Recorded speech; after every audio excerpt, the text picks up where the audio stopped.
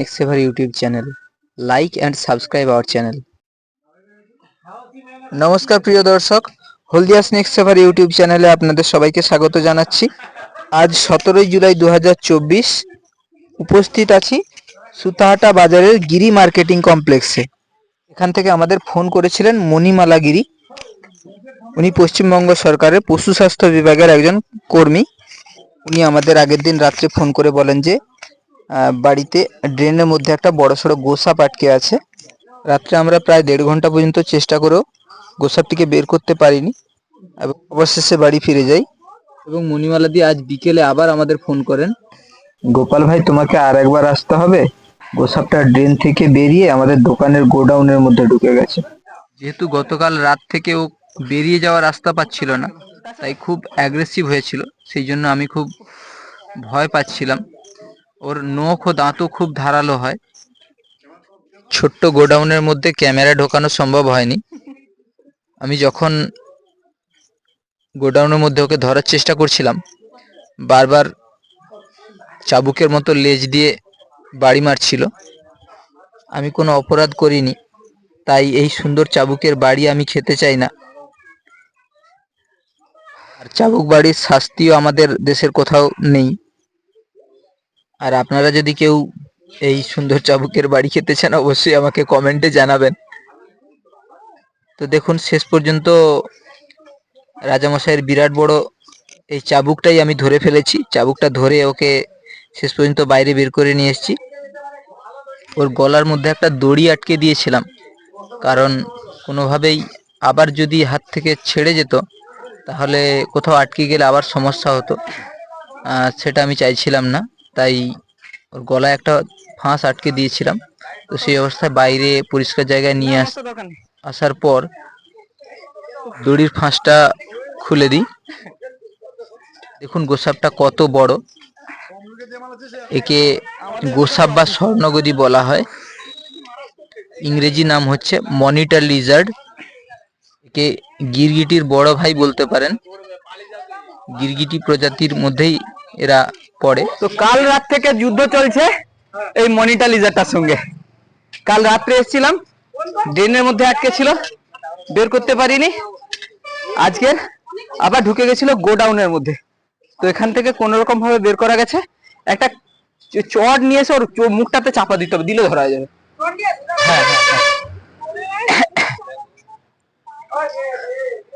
এই প্রাণীটা মোটেও ক্ষতিকারক প্রাণী নয়, প্রচন্ড উপকারী প্রাণী।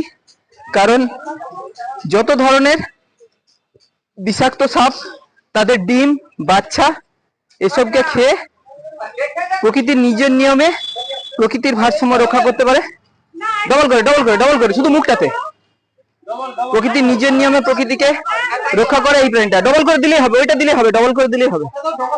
শুধু চোখটা চাপা দেওয়া হবে। হ্যাঁ, চোখটা শুধু চাপা দেওয়া। হ্যাঁ,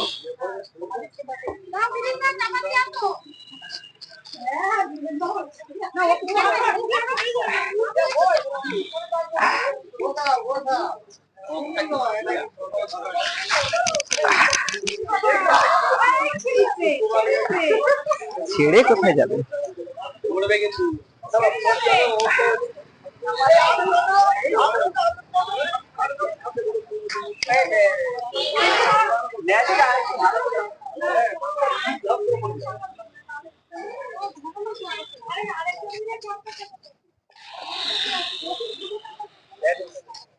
দেখুন, একটা বিষয় আপনাদের কাছে ক্ষমা চাইবো। ভিডিওতে দেখতে পাচ্ছেন যে আমি প্রাণীটার গায়ে পা দিয়েছি। আমি কখনো কোনো রেস্কিউ কেসের ক্ষেত্রে কোনো প্রাণীর গায়ে পা দেওয়াটাকে পছন্দ করি না এবং দিই না। কিন্তু এইটা এমন একটা বিষয় হয়ে গেছে, যেহেতু একাই কাজটা করতে হয়ে গেছে, তাই বাধ্য হয়ে পা দিয়ে ধরতে হয়েছে। কারণ ওর লেজের বাড়িটা খুব শক্ত এবং ধারালো। আমি কোনোভাবেই ওর লেজের আঘাতে নিজেকে আহত করতে চাই না। এটাকে টেনে বের করতেও আমার খুব কষ্ট হয়েছিল। দড়ি বাঁধলে দড়িটাকেও তো ছাড়াতে হবে না? দড়ি বাঁধলে দড়িটাকেও তো ছাড়াতে হবে।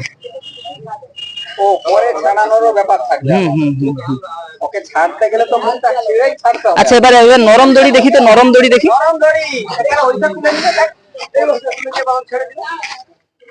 না না না, ওটা হবে না, বস্তা দরকার নেই,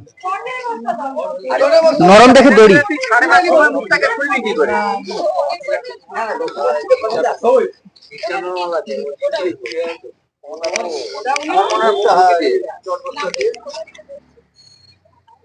তখন খুলবি কি করে? আমার মনে হয় বস্তায় পুরে নিয়ে ফাঁকে নরম দেখে একটা বস্তা দেখি না। এই বস্তা দাও না, কিরকম বস্তা? বস্তা নিয়ে আসছিল। এ বস্তা বলছি, দড়ি দড়ি দড়ি, কিরকম দড়ি? এমনি যাই পাটের দড়ি হলেই হবে। ওই আমার ওখানে দড়ি দেখো, পাটের দড়ি। পাটের দড়িটা বস্তা লাগবে না, পাটের দড়ি হলেই হবে। না না না, বস্তা হলে হবে না, বস্তা হলে হবে না, পরে কি করে ছাড়? বস্তা হলে হবে না, বস্তা ছিঁড়ে চিড়ে দিয়ে বেরিয়ে যাবে। বস্তা বলে আরে ওখানটা কেটে দাও না, খোলা আছে তো, কত বড় কাটা খোলা আছে। না না ওতে না, দাও ফেলো, ছুরি ফেলা, ছুরি ফেলা, কাটা আছে ওখানে। ছুরি ফেলা, ছুরি ফেলা। ও বাবা এখন কি সাহস? তুইও পাদরে কি যেন বলেছে, হাতি পাকে পড়লে চামচিকাতে লাথি মারে, সেরকম গল্প হয়েছে না? পরে আবার খুলবি কি? ও খোলা হয়ে যাবে, ওকে ঠিক। আমার তো মনে হয় বস্তায় পুরে দিলে ঝামালি শেষ, তাহলে খোলা যেত। না না না, এরকম করে হবে না। তখন খুলতে পারবি নি, ভেবে দেখ। পুরোনো মাছ, না না, বাচ্চা এটা, এর ডবল হয়। না না, এ বড় হয়। একে ছাড়বো কোথায়? ওই এর দিকে, বিডিও অফিসের দিকে। হ্যাঁ, জঙ্গলে ছেড়ে দিবি। আমি বস্তায় না, বিডিও অফিসের দিকে ওখানে জঙ্গল আছে। ড্রেনে ড্রেনে কত, হ্যাঁ হ্যাঁ হ্যাঁ হ্যাঁ, ছেড়ে দিলেও আবার না ড্রেনে ঢুকে যায়, মেন টেনশনটা এটাই। আরে ভিডিও অফিসার সেই জঙ্গলের কাছে ছেড়ে দেবো, বস্তায় ভরলে না।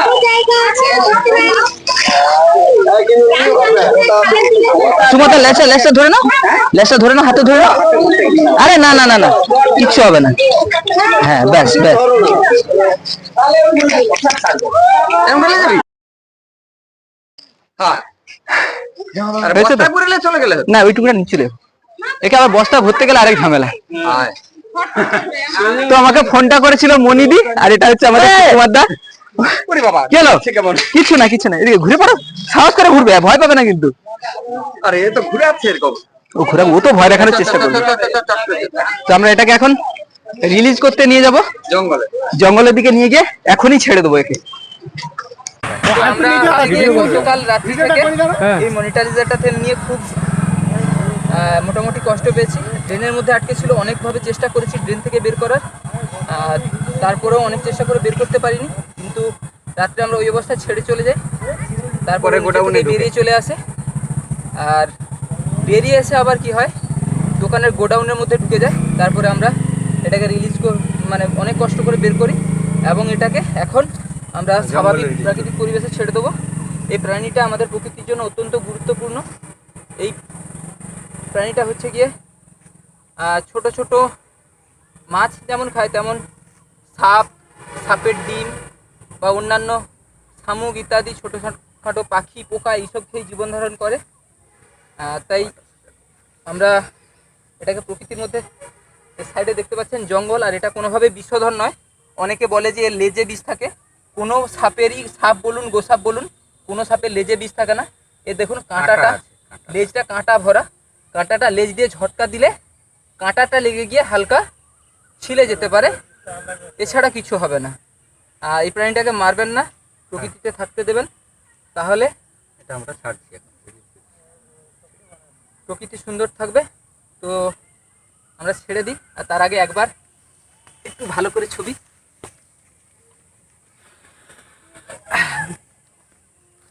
আমার জামা ছাড়, ঠিক আছে, টাটা বাই বাই, গো।